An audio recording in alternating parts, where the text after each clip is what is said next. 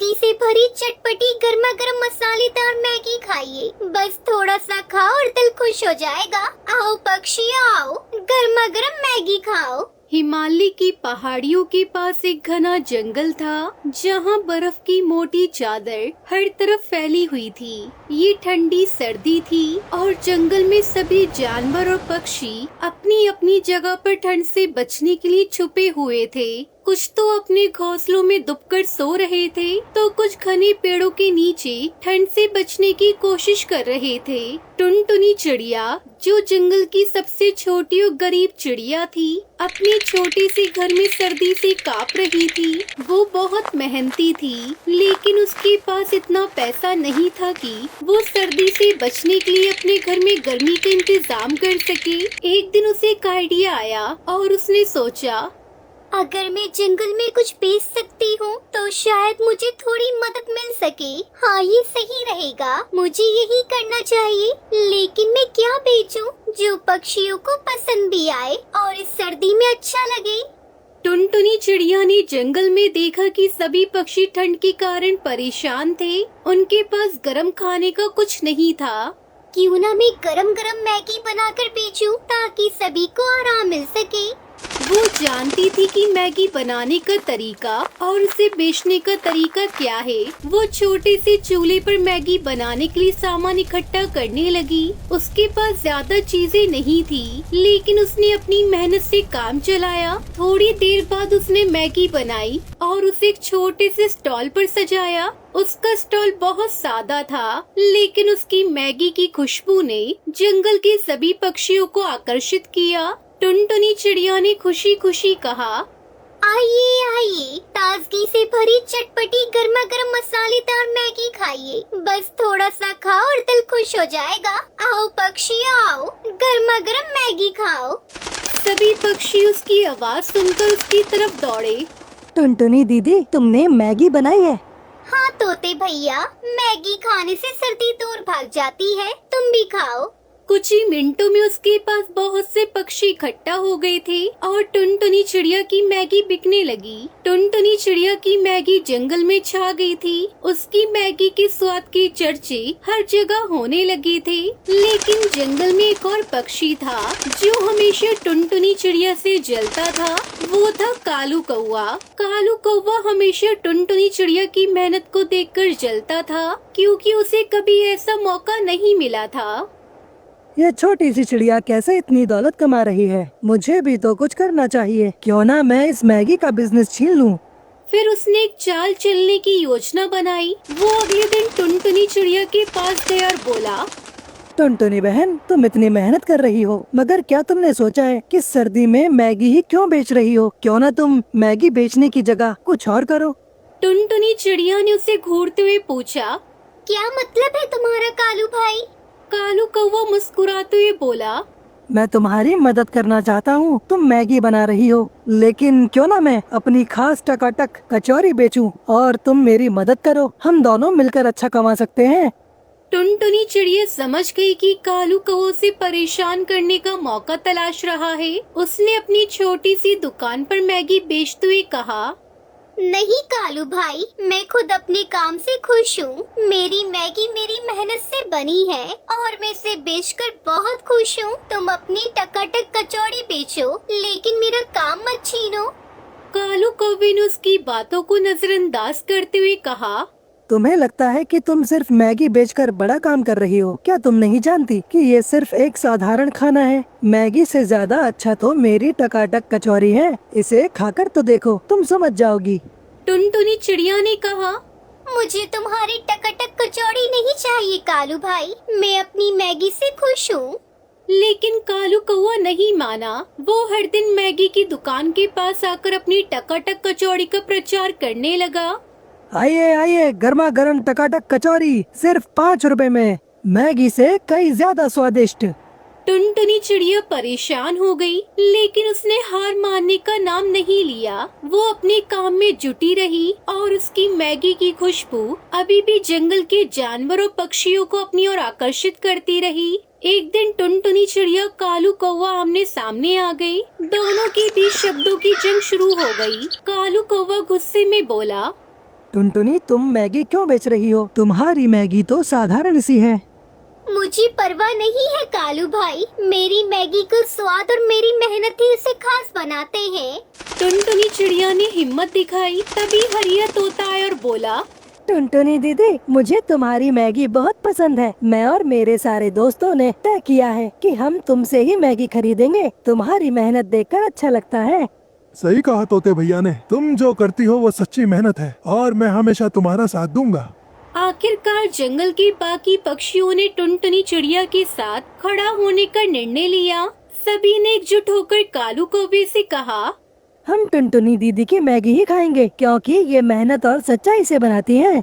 कालू कौवे को अपनी हार समझ में आई। वो कुछ कह नहीं सका और अपनी टकाटक कचौड़ी का स्टॉल बंद कर दिया। टुनटुनी चिड़िया की मेहनत ने उसे सफल बना दिया। उसकी मैगी अब जंगल में सबसे मशहूर थी। कालू कौवे ने भी सीखा कि मेहनत और सच्चाई से ही इंसान ये पक्षी अपने लक्ष्य को प्राप्त कर सकता है। टुनटुनी चिड़िया ने जंगल में खुशियाँ फैलाते हुए कहा, जो मेहनत से काम करता है वही सबसे ज्यादा खुश रहता है। खुश रहो, काम करो, मेहनत से कभी पीछे मत हटो। इस प्रकार टुनटुनी चिड़िया ने न केवल मैगी बेचकर अपनी जिंदगी बदल दी, बल्कि उसने ये भी सिखाया कि सच्चाई और मेहनत से किसी भी मुश्किल को पार किया जा सकता है। और कालू कौवा समझ गया कि किसी का काम छीनने से कुछ नहीं मिलता, बल्कि मेहनत से ही सफलता मिलती है। सुंदरवन के जंगल में गरीब टुनटुनी चिड़िया अपने पति टुन्नू और अपनी 2 बेटियों के साथ रहती थी, जिनका नाम सुनहरी और पिंकी था। बेचारी टुनटुनी अपनी बेटियों का पेट पालने के लिए जो भी काम मिलता उसे कर लेती, क्योंकि टुनटुनी का पति टुन्नू शराबी था। वो टुनटुनी को बहुत मारता पीटता था। जो पैसे कमाता उसे शराब में उड़ा देता था। टुनटुनी उसकी बेटियों को कई कई दिनों तक भूखा रहना पड़ता था। एक दिन टुनटुनी ने बहुत सोचा, इस तरह दिन भर भूखे रहने से मेरी बेटियां कुपोषण का शिकार हो गई है। अक्सर इनकी तबीयत बिगड़ जाती है। टुन्नू जी से कहने का कोई फायदा नहीं, वो तो बस सारा दिन शराब के नशे में धुत रहते हैं और इन बेटियों से बहुत जलते हैं। उनसे कहने का कोई फायदा नहीं है, वो मेरी कोई मदद नहीं करेंगे। मुझे ही खुद कुछ करना होगा। अगर अपनी बच्चियों को बचाना चाहती हूँ तो क्यों न मैं अपने घर के पास मोमोज का ठेला लगा लूं। इस मोमोज के काम में लागत भी बहुत कम लगती है और मुझे बहुत अच्छे मोमोज बनाने आते हैं। हाँ, मैं यही करूँगी। इस तरह मैं अपनी बेटियों की देखभाल भी कर सकती हूँ। उन्हें छोड़कर मुझे कहीं जाना भी नहीं पड़ेगा। फिर टुनटुनी ने जो पैसे बचा कर रखे थे उनसे वो अपने घर के बाहर मोमोज का ठेला लगा लेती है। इस काम में उसकी दोनों बेटियां भी उसकी मदद करती है। मोमोज ले लो, मोमोज, गर्मा गर्म चटपटी मोमोज ले लो। एक बार खाओगे तो बार बार आओगे।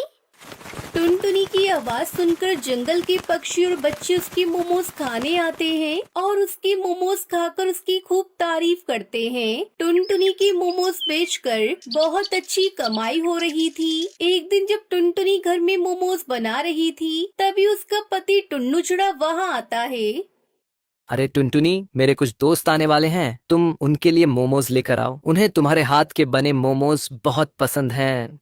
ये सुनकर टुनटुनी गुस्से में कहती है, टुन्नू जी, ये मोमोज मैंने आपके और आपके शराबी दोस्तों के खाने के लिए नहीं बनाए हैं। मैंने इसे आपके लिए नहीं बनाया। ये मोमोज मैंने जंगल के पक्षियों को बेचने के लिए बनाए हैं, ताकि उन पैसों से मैं अपनी बच्चियों का भविष्य संवार सकूं। आपको तो कोई और काम ही नहीं है, बस सारा दिन शराब पीना और मुफ्त की रोटी तोड़ने के अलावा। टुनटुनी की ये बात सुनकर टुन्नू चिड़ा गुस्से से आग बबूला हो जाता है। हरामखोर, तेरी ज्यादा जुबान चलने लगी है। तू ज्यादा जुबान चला रही है। आजकल बहुत दिन हो गए तेरी पिटाई किए हुए, लगता है तू अपनी औकात भूल गई है। थोड़े से मोमोज बेचकर पैसे क्या कमा लिए। तू तो अपने आप को महारानी समझ रही है। अभी तेरे पर काटता हूँ, ऐसा लगता है जैसे तेरी पिटाई करनी जरूरी हो गई है। इतना कहकर टुन्नू चिड़ा टुनटुनी को बुरी तरह पीटने लगा। टुनटुनी को पीटता देख उसकी दोनों बेटियां सुनहरी और पिंकी अपनी माँ को बचाने के लिए आई। पापा पापा मत मारो मम्मी को, छोड़ दो, मत मारो, मम्मी मर जाएंगी, इन्हें छोड़ दो पापा, आप बहुत बुरे हो, आप हमारी मम्मा को छोड़ दो। चल हट जा यहाँ से। बड़ी आई अपनी माँ को बचाने। मैं आज इसे मार मार कर मार डालूंगा। इसकी जुबान बहुत चल रही है आजकल, बस और नहीं। और तुम दोनों यहाँ से हट जाओ, वरना तुम दोनों को भी जिंदा नहीं छोड़ूंगा। टुन्नू टुनटुनी को जोर का धक्का देता है, लेकिन तभी उसकी बेटी सुनहरी चिड़िया का पैर फिसलता है और उसका सर दीवार से टकरा गया और खून निकलने लगा। ये देखकर टुन्नू टुनटुनी को पीटना छोड़कर घर के बाहर जाकर बैठ गया। टुनटुनी अपनी बेटी को देखती है। सुनहरी, अरे सुनहरी बेटा आंखें खोल, तुझे क्या हो गया? लेकिन सुनहरी चिड़िया तो आंखें नहीं खोलती, उसके सर से खून बह रहा था। पास बैठी पिंकी बेटी भी डर के मारे रो रही थी। सुनो जी, सुनहरी को बहुत जोर की चोट लगी है, वो बेहोश हो गई है, उसे लेकर अस्पताल चलो। मर जाने दे उस मनहूस को। इन मनहूसों ने मेरा जीना हराम कर रखा है। एक तो भला टलेगी।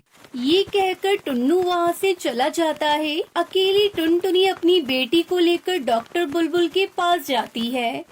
अरे बाप रे, ये तो बहुत गहरा जख्म है। खैर मैं मरहम पट्टी कर देती हूँ, ये कुछ दवाइयाँ लिख दी है, इन्हें लेकर आओ। दवा की पर्ची देखकर टुनटुनी रोने लगी।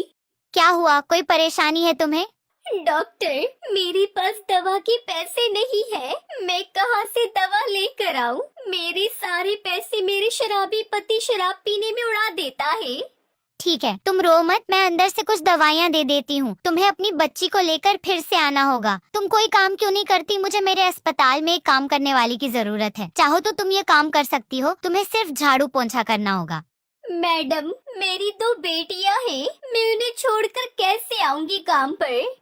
तो ठीक है, तुम घर पर ही कोई दूसरा काम कर लो, तुम्हारी मदद मैं कर दूंगी। मैडम जी, मैं अपने घर के पास मोमोज का ठेला लगाती हूँ, पर कोई फायदा नहीं। जो भी कमाती हूँ मेरा पति उसे उठाकर शराब में उड़ा देता है। टुनटुनी की दुख भरी कहानी सुनकर डॉक्टर बुलबुल रोने लगी। मैडम, मेरी कहानी सुनकर आप क्यों रोने लगी? टुनटुनी, तुम्हारी कहानी बिल्कुल मेरी माँ की तरह है। मेरा पिता भी शराबी थे, मेरी भी 3 बहनें हैं। पिता से तंग आकर मेरी माँ ने उन्हें छोड़ दिया और हमें पढ़ा लिखा कर इस मुकाम तक पहुँचाया। टुनटुनी, तुम मेरी बात मानो, अपने पति को छोड़ दो और अपनी बेटियों को लेकर मेरे पास आओ। यहाँ अस्पताल में ही मैं तुम्हें रहने की जगह दे दूंगी और अस्पताल के बाहर तुम अपना मोमोज का ठेला लगाना। यहाँ पास में ही एक स्कूल है, उसमें तुम्हारी बेटियाँ पढ़ें। इस तरह तुम अपनी बेटियों की देखभाल भी कर सकती हो और अपने मोमोज भी बेच सकती हो। टुनटुनी को डॉक्टर की बातें अच्छी लगी। वो घर गई और अपनी दोनों बेटियों को अपने साथ लेकर आई और अगले दिन से अस्पताल के बाहर मोमोज का ठेला लगाकर बेचने लगी। मोमोज ले लो, मोमोज, सस्ते मोमोज ले लो, गर्मा गर्म स्वादिष्ट मोमोज ले लो। एक बार खाओगे तो बार बार आओगे। टुनटुनी के हाथों के बने मोमोज खाने के लिए पक्षियों की भीड़ लगने लगी। इस तरह टुनटुनी हंसी खुशी मोमोज बेचकर अपनी दोनों बेटियों के साथ रहने लगी। कश्मीर के जंगल में बहुत सारे पशु पक्षी खुशी से जीवन बिताते थे। उसी जंगल में एक घर में टुनटुनी चिड़िया अपनी बेटी सुनहरी चिड़िया के साथ रहती थी और दिन भर उसके साथ खेलती रहती थी। टुनटुनी चिड़िया का पहला काम सुबह दाना लेने के लिए जाना और शाम को दाना लेकर वापस अपने घर आना होता था। वहीं और पक्षी भी रहते थे। एक घर में कालू कौवा अपनी पत्नी सुंदरी कौवी के साथ रहता था। दोनों का जंगल में सबसे मजबूत घर था जो कि मिट्टी का बना हुआ था। उनको गर्मी से बचने के लिए कुछ भी नहीं करना पड़ता था। अरे कालू जी, हमारी मेहनत का फल तुम्हें पता है, हमें भगवान ने दे दिया है। इतना अच्छा स्विमिंग पूल है और साथ में हमारा घर यहाँ पर है। ना दाना लेने की टेंशन, ना घर बनाने की चिंता। हाँ सुंदरी, हमारा तो सब कुछ ऐसा ही चल रहा है। दाना भी और पक्षियों से मिल जाता है और खाना भी, और रहना तो हमारा यहाँ है ही। हाँ हाँ कालू जी, रहना तो हमारा यहाँ है ही। हमसे भाग्यशाली और कोई नहीं है। मुझे लगता है इस जंगल में सबकी किस्मत ही फूटी है। हाँ हाँ सुंदरी, हमसे भाग्यशाली इस जंगल में कोई भी नहीं है। वहीं दूसरी ओर सुनहरी चिड़िया अपनी माँ टुनटुनी चिड़िया से कहती है, मम्मा मम्मा, ये बरसात कब आएगी और हमें नहाने को कब मिलेगा? अरे मेरी बेटी, बरसात भी आ जाएगी। मैंने सुना है कि पड़ोस के जंगल में एक सुंदरी कौवी ने स्विमिंग पूल बनाया है। उसमें सारे पक्षी जाते हैं और नहाते हैं। हम भी उसी में ही जाएंगे। तुम भी अपना मन भर के नहा लेना, लेकिन उसमें अनाज के दाने लगते हैं। मैं आज अनाज लेकर आऊंगी और तब हम उसमें नहाने चलेंगे। हाँ हाँ मम्मा, तुम शाम को अनाज ले आना, फिर हम कल सुबह नहाने जाएंगे। मेरा बहुत मन कर रहा है स्विमिंग पूल में नहाने का। मम्मा, मैंने तो स्विमिंग पूल देखा भी नहीं है। अरे मेरी बेटी सुनहरी, तुम कितनी नादान हो। मैं शाम को दाना लेकर आऊंगी और हम कल सुबह वहाँ जाएंगे। अब टुनटुनी चिड़िया वहाँ से पहाड़ी की ओर चली जाती है और शाम को बहुत सारा अनाज लेकर वापस अपने घर आ जाती है। अरे मम्मा, आप इतनी देर से कहाँ थी? मैं आपका इंतजार कर रही थी। अरे मेरी बेटी सुनहरी, वो क्या है ना, बहुत सारी भीड़ थी। मुझे अनाज लेने का मौका ही नहीं मिला, लेकिन मैं बहुत देर तक इंतजार करने के बाद कुछ अनाज लेकर आई हूँ। ये देखो। अरे मम्मा, क्या हम सुबह नहाने जा सकेंगे? हाँ हाँ मेरी बेटी सुनहरी, हम कल सुबह नहाने जरूर जाएंगे। अगले दिन टुनटुनी चिड़िया, उसकी बेटी सुनहरी और भी जंगल के पक्षी नहाने के लिए स्विमिंग पूल में चले जाते हैं, लेकिन वहाँ बहुत सारी भीड़ होती है। अरे सुंदरी बहन, मैं दाना लेकर आई हूँ और अपनी बेटी सुनहरी को भी लेकर आई हूँ। कृपया मेरी सुनहरी को नहाने दे, मैं बहुत दूर से आई हूँ। हाँ हाँ चिड़िया, हमें पता है, लेकिन तुमसे पहले बहुत पक्षी आ चुके हैं। अभी तो हमारे कालू जी नहा रहे हैं। जब इनका नहाना हो जाएगा फिर तुम्हारी बारी आएगी। अरे कालू जी तो यहाँ के मालिक हैं, वो तो बाद में भी नहा सकते हैं। कृपया मेरी सुनहरी को जल्दी से नहाने दे, क्योंकि हमें रात होने से पहले अपने घर जाना है। अरे तुम्हारी इतनी हिम्मत, तुम मेरे कालू जी को ऐसे कैसे बोल सकती हो? तुम जानती नहीं हो क्या, उनका जब तक मन करे वो तब तक नहाएंगे। तुम कौन होती हो? अब मैं तुम्हें आज नहीं नहाने दूंगी, आना है तो कल आना। अब टुनटुनी चिड़िया दुखी होकर अपनी बेटी को वहाँ से लेकर चली जाती है और दोनों एक नदी के किनारे चले जाते हैं। अब सुनहरी चिड़िया नदी में नहाती है। शाम को वो अपने घर आ जाती है। तभी हरिया तोता उसके पास आता है। अरे टुनटुनी, क्या हो गया? तुम आज वहाँ नहाई नहीं? नहीं तोते भाई, गुड़िया को भी नहीं नहलाने दिया। मैं तुम्हें क्या बताऊं, उस सुंदरी कौवी ने मेरी सुनहरी को नहाने नहीं दिया। वो कह रही थी कि अभी उसका पति नहा रहा है। अब तुम ही बताओ मैं क्या करती। इसलिए मैं सुनहरी को लेकर नदी किनारे चली गई। लेकिन टुनटुनी, उस नदी में अब मत जाना। उस नदी में बहुत बड़े बड़े मगरमच्छ हैं। तुम्हारी सुनहरी को तो बहुत खतरा है वहाँ। ये क्या बोल रहे हो तुम हरिया तोता, ऐसा भी होता है क्या? हाँ हाँ टुनटुनी चिड़िया, मैंने सुना है पड़ोस की जंगल की बुलबुल चिड़िया की बेटी को उस मगरमच्छ ने खा लिया था। हाँ हाँ हरिया तोता, गलती हो गई मेरे से। अब मैं दोबारा वहाँ नहीं जाऊंगी। अगले दिन टुनटुनी चिड़िया के घर पर जिगरबाज आता है। अरे टुनटुनी, मैंने सुना है कल तुम स्विमिंग पूल से बिना नहाए आ गई थी। हाँ हाँ जिगरबाज जी, मैं वहाँ से बिना नहाए ही आ गई थी। फिर मैं नदी में चली गई। अब मैं आज जाऊंगी उसके पास नहाने, लेकिन हमारे पास दाने नहीं है। अरे तुम्हारे पास दानी नहीं है, ये कैसे हो सकता है? तो तुम नहाने कैसे जाओगी? तुम एक काम करो, तुम अनाज के दाने लेकर आओ और कुछ दाने मेरे लिए भी लेकर आ जाना। तब तक मैं तुम्हारी सुनहरी का ध्यान रखता हूँ। अरे आप ये क्या कह रहे हैं? मेरी सुनहरी का कौन ध्यान रखेगा, वो भी आप? आपको इससे क्या फायदा होगा? अरे मैं थोड़ा दाना खा लूंगा। ये सुनकर टुनटुनी चिड़िया वहाँ से चली जाती है। कुछ देर के बाद जिगरबाज सुनहरी चिड़िया को घर से बाहर निकाल देता है और सोचता है, अरे जहाँ टुनटुनी चिड़िया जा रही है वहाँ तो तेज तूफान आने वाला है, यानी ये अब वापस नहीं आएगी। अब ये घर मेरा हुआ, अब इस घर पर मेरा पूरा अधिकार हो गया है। अब ये मेरा घर है, अब मैं इस घर में आराम से सो जाऊंगा। वाह क्या जिंदगी है। वही टुनटुनी चिड़िया जा ही रही थी कि तेज तूफान और बारिश शुरू हो जाती है। टुनटुनी चिड़िया वापस आ जाती है और अपने घर में बाज को सोता हुआ देखती है और अपनी बेटी सुनहरी को न देखकर वो बहुत परेशान होकर एक पेड़ पर बैठ जाती है। अरे मेरी बच्ची पता नहीं कहाँ गई। इस धोखेबाज बाज ने पता नहीं मेरी बच्ची को कहाँ भेज दिया। टुनटुनी चिड़िया अपनी बेटी की खोज में जाती है, तभी उसे सुनहरी चिड़िया एक पेड़ पर मिल जाती है। अब दोनों उड़कर वहाँ से चले जाते हैं और देखते हैं कि तेज तूफान की वजह से सुंदरी कौवे और कालू कौवे एक पेड़ के नीचे दबे हैं और उनका घर तबाह हो गया था। फिर टुनटुनी चिड़िया उन दोनों की मदद करती है। हमें माफ कर दो टुनटुनी, मैंने उस दिन तुम्हारे साथ कितना गलत बर्ताव किया, लेकिन उसके बावजूद तुमने हमारी मदद की। ये सुनकर टुनटुनी चिड़िया वहाँ से चली जाती है। कुछ दूर उसे मिट्टी का ढेर दिखाई देता है। फिर टुनटुनी चिड़िया उस मिट्टी के ढेर से अपना मिट्टी का घर बनाती है और साथ में स्विमिंग पूल भी बनाती है, जिसे देख सुनहरी चिड़िया बहुत खुश होती है और वो खुशी से उसमें नहाने लगती है। अब टुनटुनी चिड़िया अपनी बेटी के साथ उस मिट्टी के घर में खुशी खुशी रहने लगती है।